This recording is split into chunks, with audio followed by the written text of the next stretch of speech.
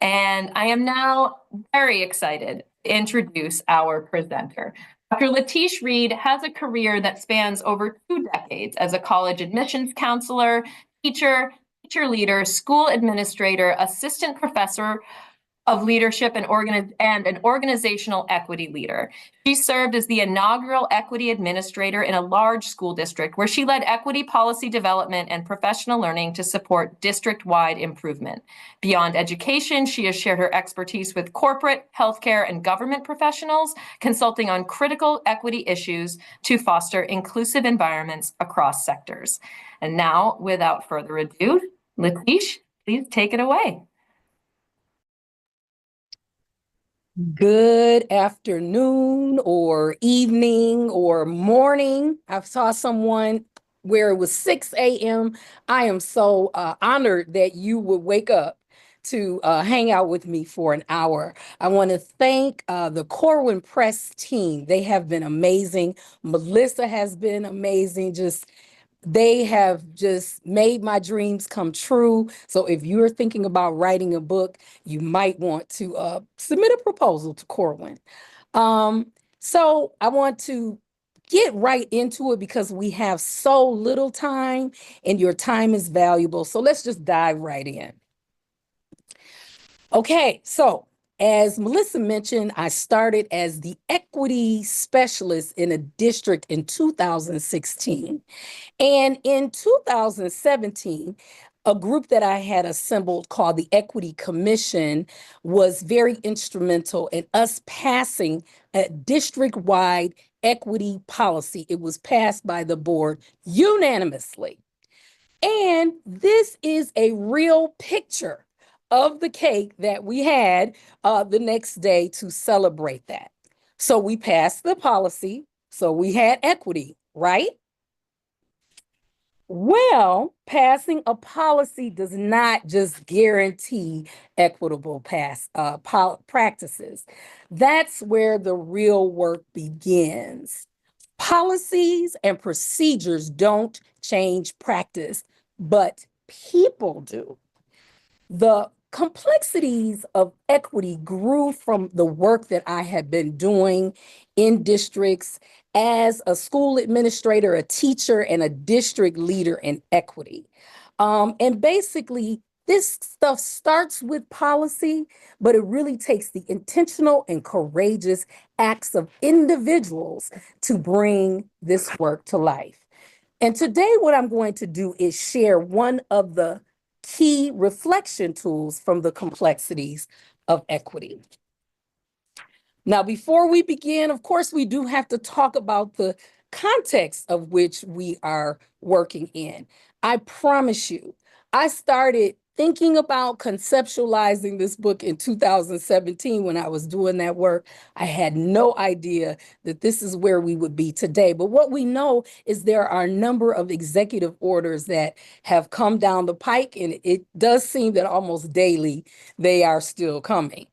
Of course, we have the anti-woke movement, which to me, I'm like, well, the opposite of woke is sleep. So I guess we're in a phase where we would rather be sleep. Then we had the whole no CRT in schools. And what we know, if there are educators on this line, we know that CRT is not necessarily anything that anyone was specifically teaching in K-12 education, but now they probably are because you're having to explain why it's no CRT.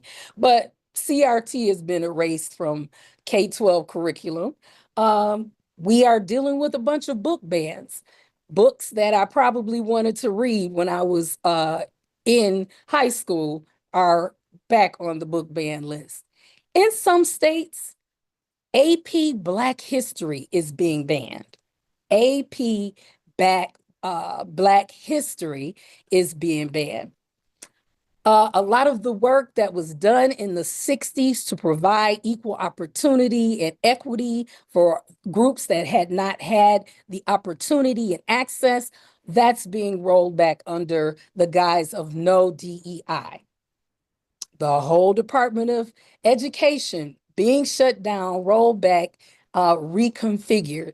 And then this particular piece it was published in the New York Times, where they were letting us know what words have been removed from a lot of the federal websites, and they're being encouraged to be removed off of district websites.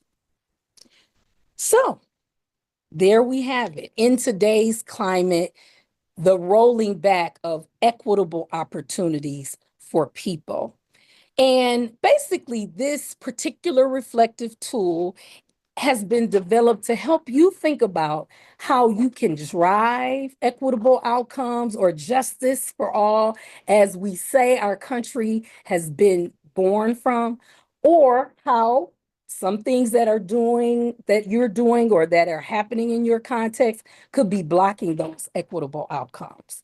Now, to be clear, before we jump into this, the Equity Empowerment Continuum is not about race. Okay, so we're talking about the colors, white, gray, and black, as a representation of action, not racial identity. Gray, for example, is just a shade, it's not race. So I just wanted to make that clear before we jump into it. And also, I'm going to ask if we could drop in the chat just a virtual explanation of the Equity Empowerment Continuum. Okay.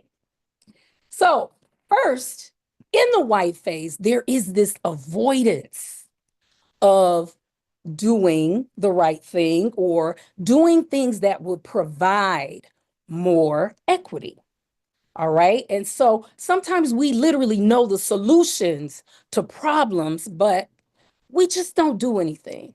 Then we have when folks give misinformation. And again, that example of CRT that I shared towards the beginning, that would be a perfect example of giving misinformation, which causes confusion. And then guess what? Nothing happens. And then you have that dialing back of progress.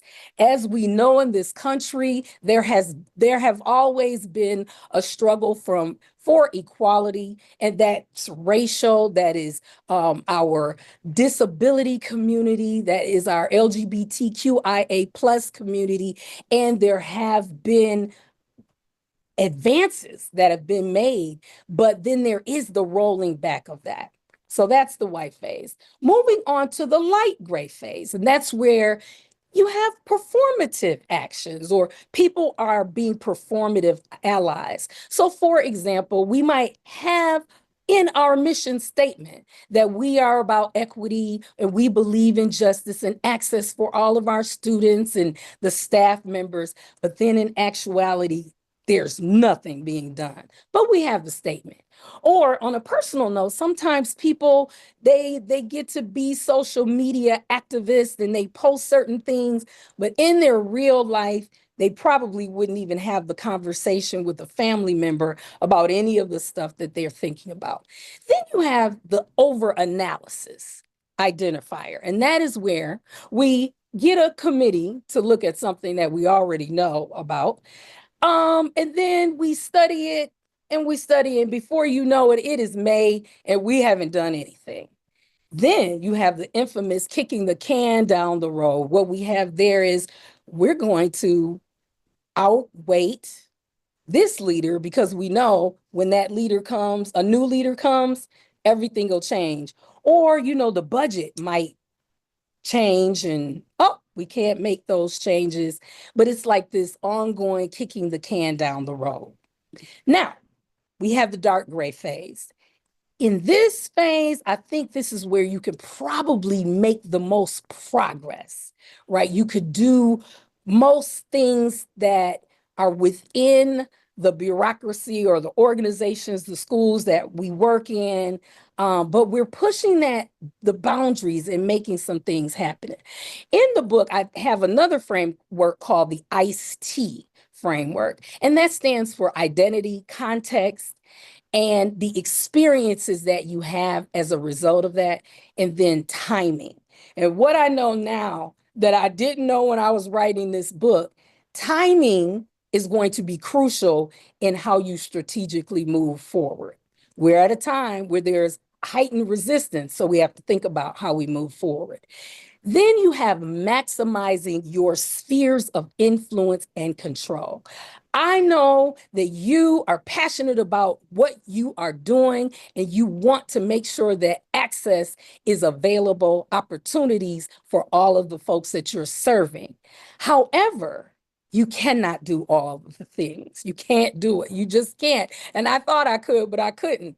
And that's why I wrote the book, to let folks know that it's okay to really focus on the things that you can control within your sphere of influence. There are people that you can talk to. You might not be able to do it, but you know someone else that can make a decision that will have an equitable outcome. And then there is this idea of creating written accountability. So with our equity policy, that was an amazing first step. But one of the things or challenges that I had was, now what are the accountability measures that go with that equity policy? So equity policy, great. Accountability measures, even better. So those are some of the things that classify that dark gray phase. Then finally, we have the black phase. Now, I will be clear, this is the chapter that I had to rewrite because there aren't very many examples of what it means to have ultimate justice or equity or access for all people. But what we know is that there's always an aspiration for it. And people over the course of the existence of our country have been engaged in movements that take us to spaces where there is more equitable outcomes and access for folks. And then, of course, we do have comprehensive codifications, and those are the things that happen at the federal, at the Supreme Court level, where it makes our work as folks in schools or at the district level, it gives us that opportunity to make rules and create the written accountability and the support needed to go with creating more access and equitable outcomes. So basically, what we're looking at is this continuum. And there is always this tension between the white phase, which is the rolling back, but then there is always the aspiration and the making sure that these things happen for marginalized folks. What we know, though, and I want to encourage you, because I know a lot of people in these times that it feels dark, it feels gloomy, but I want to encourage you that justice will never be unlegislated. It will never be. So just hold on, keep the faith, and we will move forward. Now, it's your turn. I've been talking, so I want to give you the opportunity to do a little thinking on your own. So I'm going to provide a scenario, and I want you to think about the context where you work. If you're in schools or wherever you are, I want you to think about which phase your response or the school or the leader or how you believe your community will respond. At this time, I will bring our guest reader back to the stage. It's Black History Month, and your school has typically acknowledged the month by sharing daily facts during morning announcements, hosting a guest speaker, and displaying student-created artwork and posters throughout the building. In recent years, the engagement around these efforts has declined. Fewer students participate, and some staff appear less enthusiastic.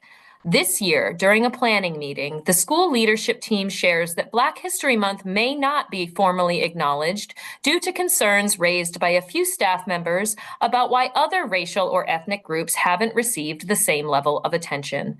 You're left wondering what message this decision might send to students, families, and staff, particularly those who identify as Black, and how your school should move forward. Thank you so very much for reading that. So what we're going to do is I'm going to give you a couple of responses. And so again, I want you to think about the context where you work, and I want you to think about how you all would respond. So at this time, also drop in the chat this slide so that you can read as we move along. So given that scenario in the white phase, the response could be, if we celebrate one group, we should either celebrate all of them equally or not at all. We don't want to make anyone feel left out. Maybe it's best to avoid these types of acknowledgments altogether and just focus on the curriculum. So that is more of a white phase response. A light gray response would be, since we've always done something for Black History Month, maybe we can still put something in the announcements. Just keep it simple this year so no one feels singled out. Or a dark gray response could be, let's not eliminate Black History Month. Instead, let's develop a year-long calendar that honors multiple cultural histories, including but not limited to Black History Month. We can also revisit how we're engaging students and staff so it feels more meaningful. And then the final phase, or the Black phase, would be, this calls for courageous leadership. Canceling Black History Month sends a harmful message. Let's use this moment to educate staff, affirm all histories, and codify our commitment through clear protocols, public statements, and an inclusive recognition plan. Okay, so what we're going to do now is we're going to drop a poll in the chat, and we're going to see where we stand. Okay. So take a moment and reread the responses and think about really what you think your context would do.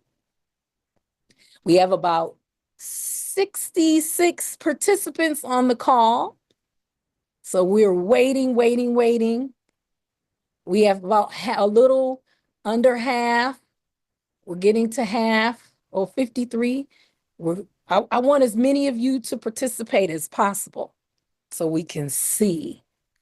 And again, this is about your current context. So now if I ask this probably 5 years ago, I think it'd be different, right? So we have 66%. Let's get a few more. Let's try to get up to 75% at least. So a few more of you, I'd love for you to participate before we end the poll.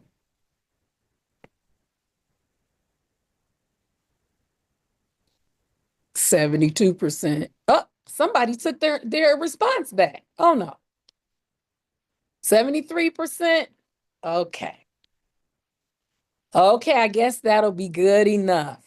So let's end the poll, and I believe I can, are you all able to see the response?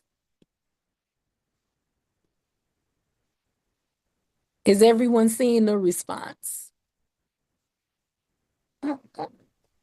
Got a lot of thumbs up. Okay, awesome. Yep. All right. So what we have here, this is pretty exciting. We have 63% that said they would have some combination of responding in that dark gray phase. We did have a couple of folks that are in the white phase, meaning that it would be really difficult to push back at this current time. And then we have 5 folks that said that they would double down and really begin to think about how to make this work of Black History Month and other cultures embedded in the culture and climate of the school. All right, so I guess what I would like to do at this point is I'm very interested to see maybe if we could start putting in the chat why you picked the particular response that you had, and then we could maybe have Melissa read off some of the responses.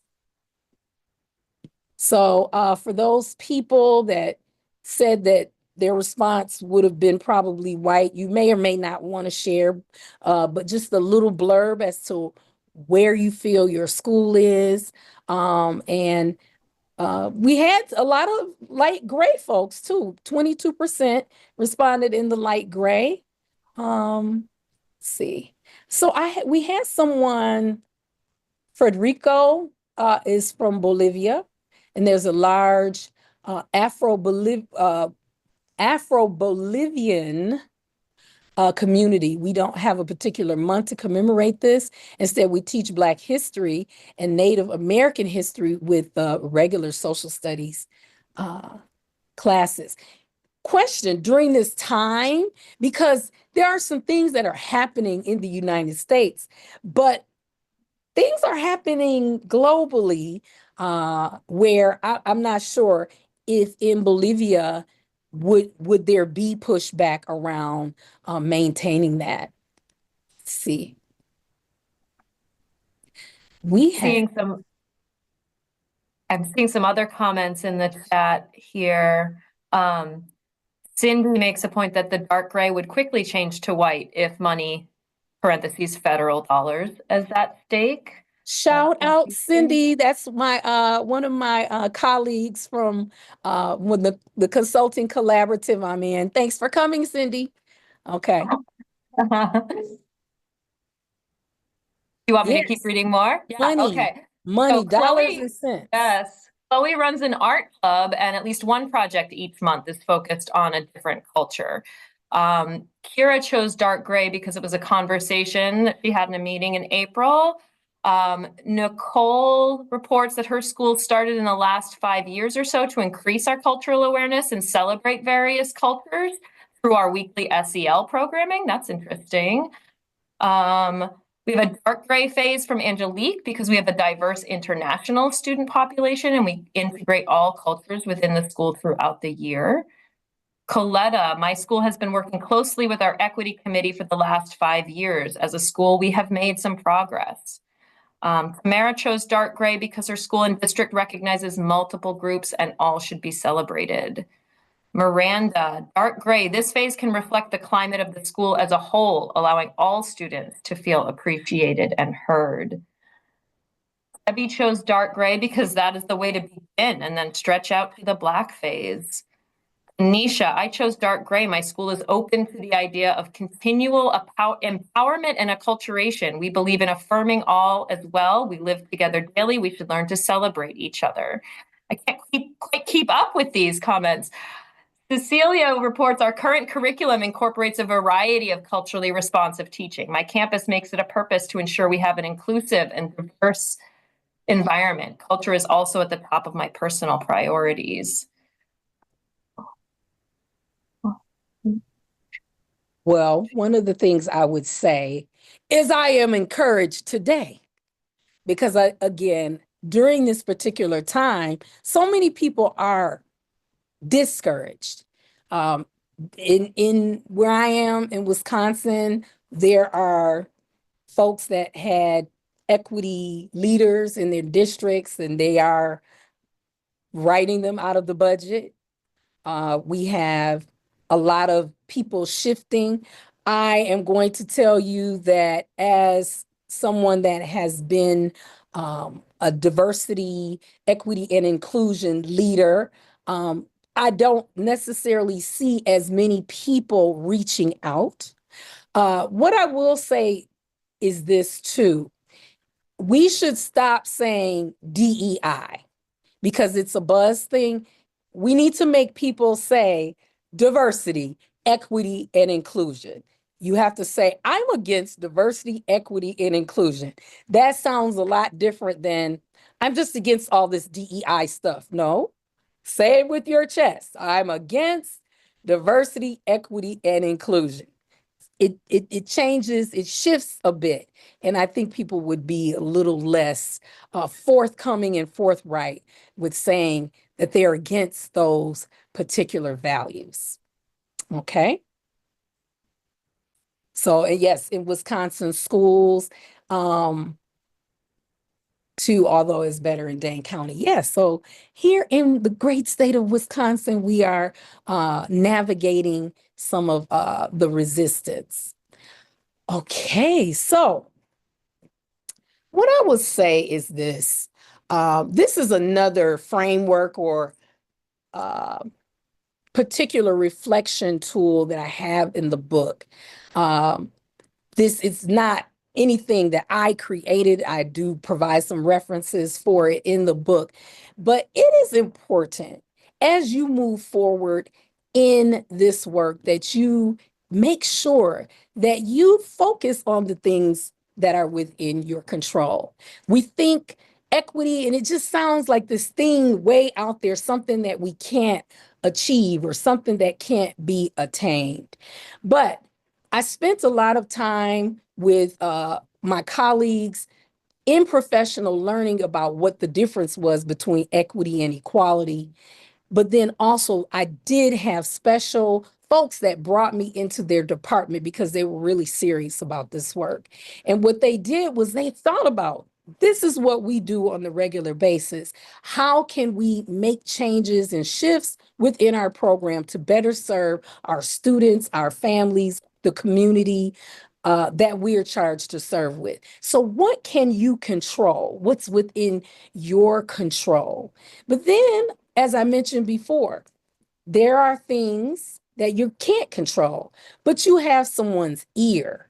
You have you're able to have a seat at the table to provide information for the decision makers. How can you make sure that you are doing exactly what you need to influence those decisions? But then there are things that are outside of our control, things that we cannot change. First and foremost, we need to be very aware of those things. So as we see the different executive orders and the different changes, because if you watch the news cycle, it will make you think that the United States is on its way to being no more. But making sure that when we see what's happening, we do our due diligence. And I'll be honest, sometimes the mainstream media is not always the place to get that information. So making sure that we are fully knowledgeable about the things that seem to be outside of our control so that we can know how to best mitigate those things. So with that, it is 5:30. I think I ended a little faster than I anticipated. And so are there any questions that we have at this point? I don't know if we have the questions that, if they're just submitted in the chat, but I am open and ready to talk about anything you want to talk about. All right. I'm so excited. This is exciting. Again, I really appreciate Corwin inviting me to this platform. I've been true and blue to this work for a long time. I had, I did a talk the other day at the University of Wisconsin, Milwaukee, where I talked about I've always been someone that advocated for others, and I did so as far back as I could remember. And so at this wonderful age that I am now, I'm not going to give my age, but put it to you like this. I have a college freshman son who logged on. Hi, son. Thank you for logging on. But, so I have a young adult male child. And so I've just always been about this, very excited that my book and the thinking around the work that I did is something that I can share with others. Because you really need to think about how am I going to have impact even in times of resistance? Even in times of resistance. And you may not be able to do everything that you would do because we know this work ebbs and flows. Because in 2020, after the world witnessed the murder of George Floyd, we know that everybody was coming out of the woodwork. Oh, we need to have a statement. We stand with this, that, and the other, and the third, and we're marching, and I'm learning, and I'm reading books. And now a lot of those organizations that made those commitments, We know they're rolling them back. One thing I can tell you is people are they are holding people's feet to the fire about it, but at the same time, we need to consider how we continuously move forward. So, Latish, we have a question from Debbie Tate. In the state of education as it stands right now and the various transitions with the laws, et cetera, how do we begin to get others out of the fear mode and begin to infuse diversity, equity, inclusion in our work? Yeah, That's a great question. That is a great question. And that is my sorority sister, Debbie Tate, that logged on. Thank you for coming. I feel loved. I feel supported. But what I would say is, again, we need to her our work around common values. Now, and again in the book, this is completely up to you. If you decide I don't even want to use these terms because they're being demonized or bastardized or all of that, you might want to change that. That's up to you. I can't tell you what you and your community should do, but always centering your work around what's in that lofty mission statement. How do we accomplish that? And that is through shared values and actions around moving forward.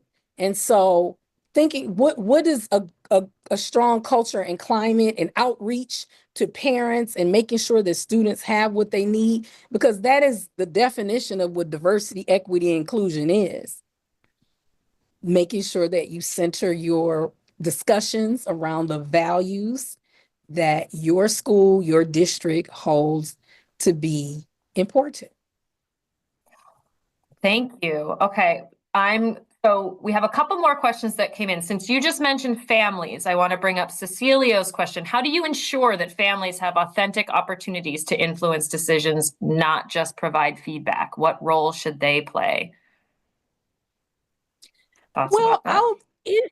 I talk about how there's a vignette in my book where um, the central office has asked principals to come in and give some feedback on a plan.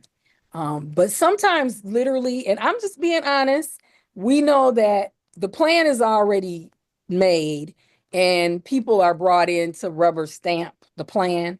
It is critical to listen and take the feedback. But to hold yourself accountable, you really need to go back to the community and say, we had this meeting, this community meeting, we engaged families, parents, guardians in this way, and to show them exactly how that feedback was utilized and implemented in the plan. Now, if you cannot do that, that means that you're being in that light gray phase. Oh, we got to have parental input.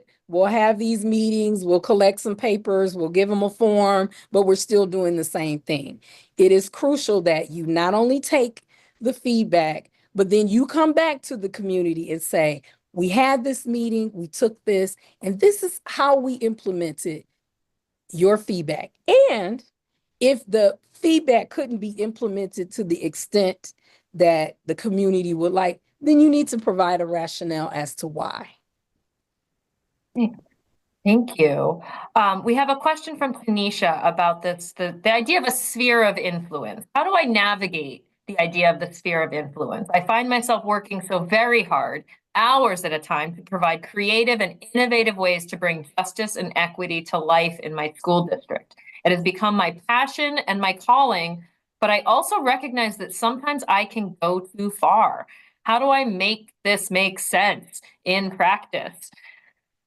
Make it make sense, Latish. Make it make sense. Well, let me be clear. So again, writing the book was very therapeutic for me because I talk about, I do have some health challenges in my life.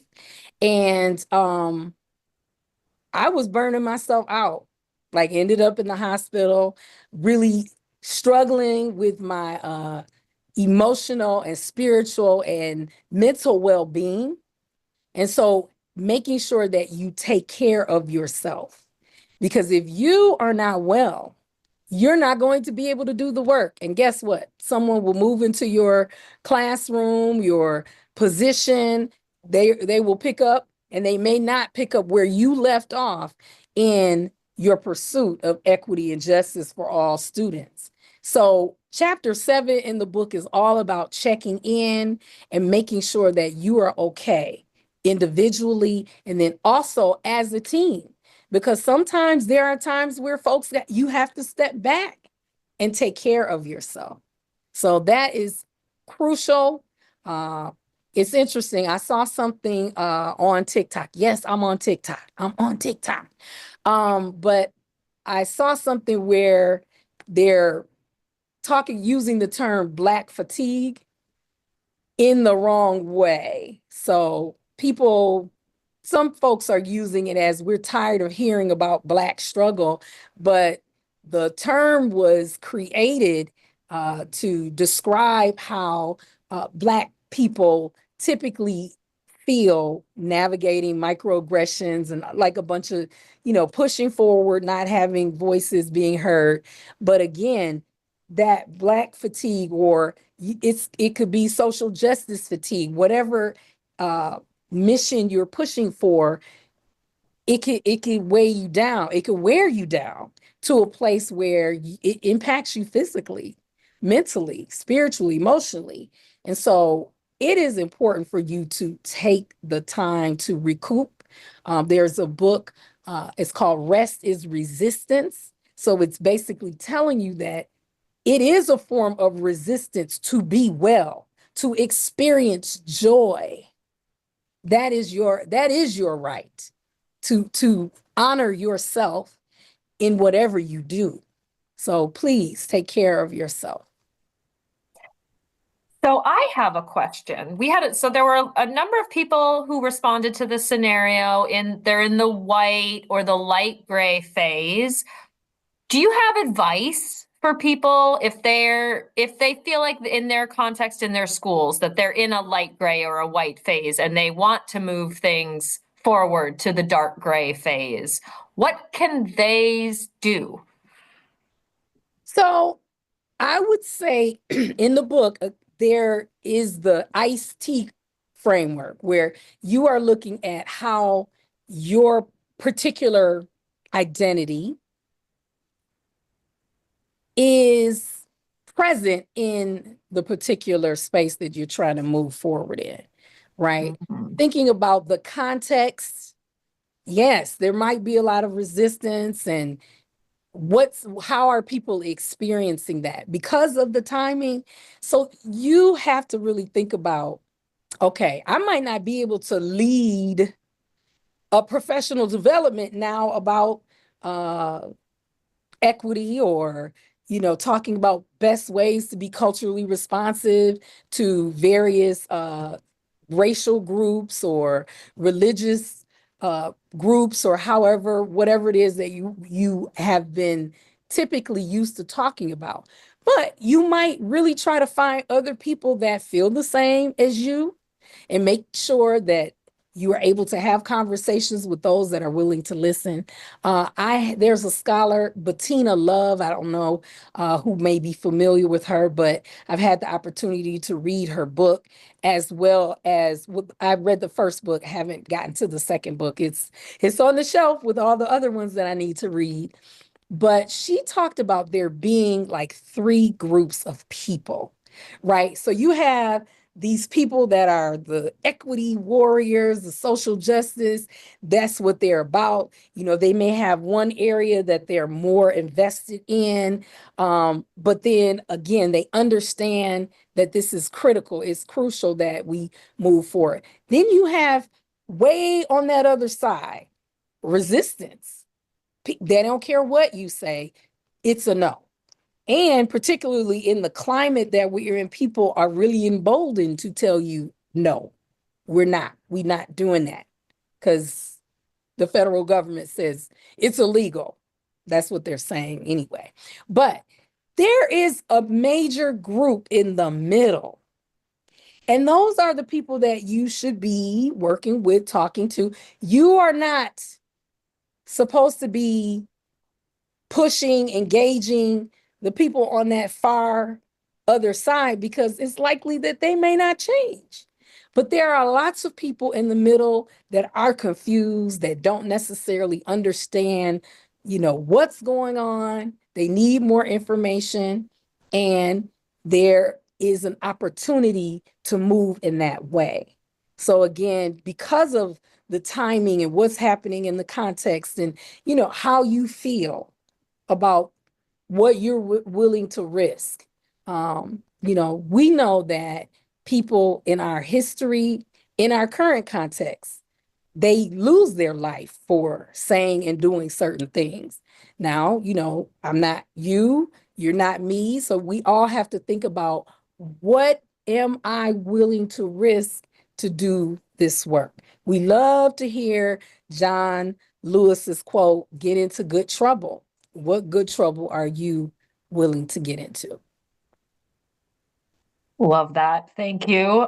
We have another question that came in. In your book, you talk about misinformation. That's a very relevant topic right now. How do you begin to counteract the amount of misinformation that is out there about diversity, equity, and inclusions? And what strategies would you give for those who are misinformed, or maybe to approach people who are misinformed?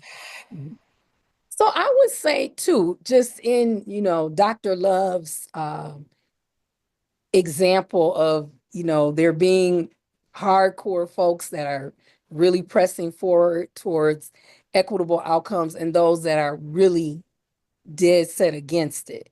So if these folks, they're dead set against it, it doesn't matter what you say.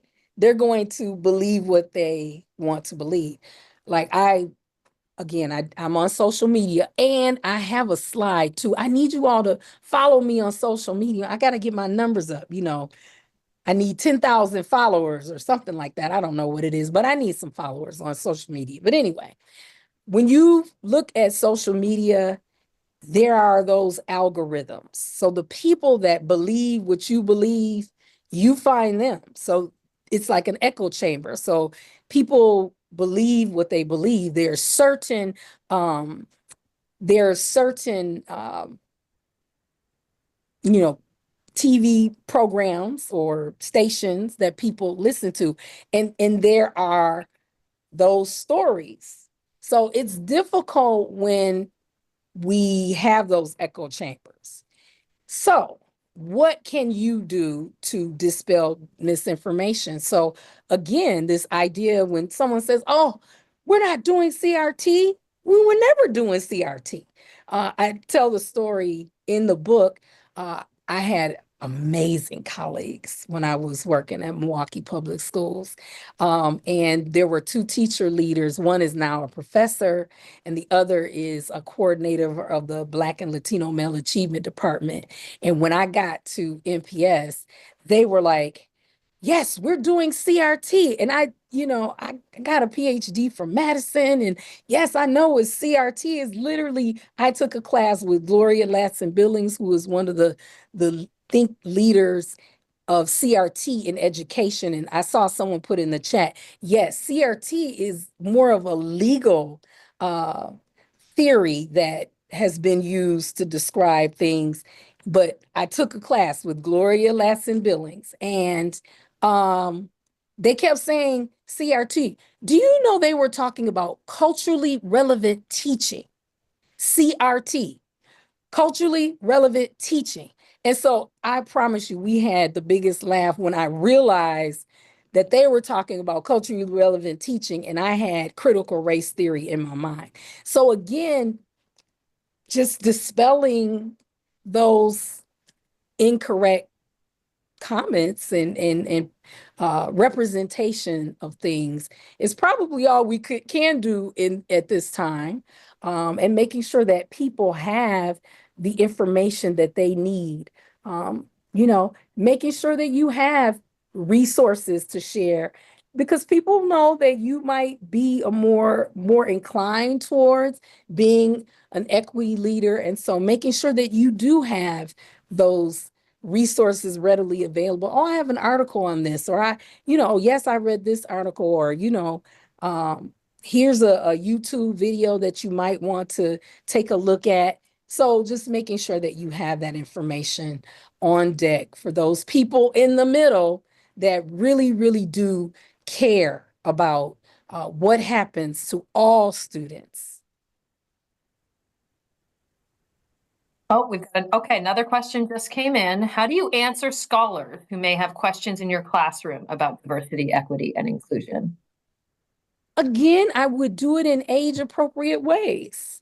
Talking about my son is on the call, and this past weekend was Mother's Day, and he wrote me a beautiful card that thanked me for teaching him about his history, teaching him about some of the challenges that he will encounter as a Black man in the United States. And so, being away from me for a year, he has had to deal with a number of things. But I think about how I taught him about those things at an age appropriate, in an age appropriate way, right? So when you talk about belongingness, that's for younger people, kindergarten, elementary, there's a way to talk about what it means to belong. There are visuals that you can use to talk about equity. We all know about the boxes. That's a very elementary way to describe that to students. Then as you get older, introducing readings, making sure that students know our history, know the country's history. I think one of the things that people who are very much against Black history and diversity, equity, and inclusion, it's almost like they're scared to let their children know the history. But if we don't share that history, then it most definitely will repeat itself. So there are age appropriate ways to do that and make sure that students understand where we've been, where we are, and hopefully where we are going, and how they can be a part of the change that's needed. Thank you. We have about 10 more minutes. I am a little stunned at the depth of content that you have managed to cover in 50 minutes of presentation time. This is all so rich. I don't know if other folk have any questions they want to drop in the chat, but oh, good. I'm really glad you put up your socials. Yeah, take a minute to follow Dr. Reed on social media. And have all your friends following me. I need 10,000 followers. I don't know if I need 10,000 or not, but I just, I make videos. I did a video last week about the Met Gala and how some people might see what happened as very performative, because there was a theme called Black dandyism. And so people were supposed to dress in that cultural tradition. A lot of people didn't understand it, but the Met Gala is a place to be. So they were going to throw something together and be there. And a lot of people thought maybe that's being performative, but given the timing that we're in, where everybody is rolling back diversity, equity, and inclusion, to have it as performative as it may have been, to have it was a form to me of resistance. But again, that's all about the different complexities that we're experiencing now. So I do a lot of videos. They're not long, but things to help people think and reflect about where they might be. So follow me on social media. Thank you, thank you. And I'm just going to drop again in the chat our discount code for the book. You can get Complexities of Equity, which just came out last month. It is practically still steaming. It's so hot off the presses. So Yes, you can use the code webinars25. That's because it's 2025, but it gives you 30% off. So webinars25 for 30% off. And if I can find the right tab on my computer, I'm going to put the link in the chat one more time for people. Any other final questions before we wrap up, or any final thoughts you want to leave us with, Latish? Well, it's been just wonderful. Again, I thank Corwin for the opportunity to just bring these ideas that were in my head. It is not easy. And we often beat ourselves up because we don't make the progress that we want. But we have to just be willing to dance the cha-cha a little bit and make sure that, when things roll us back and we're faced with resistance, that we are able to consistently move forward, even if it's not the pace that we want it to be. Sometimes we need to make a sprint because things are happening and we need to use our spheres of influence, if we have that influence, to make changes in a way that will be meaningful. Like I said, I get it. Laws, executive orders, all the things, but justice will never be unlegislated. Never. Thank you. Thank you all so much for joining us. I feel inspired by this hour at a much needed time